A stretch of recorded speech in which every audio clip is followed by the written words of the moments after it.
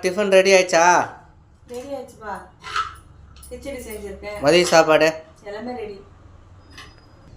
Tiffin வந்து rava khichdi, carrot, beetroot, carrot, beans, பச்சை பட்டாணி எல்லாம் போட்டு செஞ்சுருக்கேன். சூப்பராக இருக்குது கிச்சடி. மதியத்துக்கு வந்து புளி சாதம், நம்ம சாய் ஹோம்மேடு மசாலா ப்ராடக்டில் வந்து வச்சுருக்கோம். அந்த புளி சாதம் தான் கிளறியிருக்கேன். இன்னும் வந்து இது கேரட் பொரியல், சப்பாத்தி செஞ்சிட்ருக்கேன். அவ்வளோதான்ப்பா நம்ம வீட்டில் சாப்பாடு. தயிர் இருக்குது, ஒயிட் ரைஸ் இருக்குது. இது நேற்று நைட்டு தண்ணி ஊற்றி வச்ச சாதம். இதில் வந்து சின்ன வெங்காயம் வச்சுன்னு ஊறுகாய் வச்சு சாப்பிட வேண்டியது தான். அவ்வளோதான் நம்ம வீட்டில் சாப்பாடு. நம்மளோடது புளியோதரை பொடி. இதில் பொடியிலே வந்து எல்லாமே போட்டிருக்கு. அப்படியே பொடி போட்டு எண்ணெய் ஊற்றி பசைஞ்சு சாப்பிட்லாம்.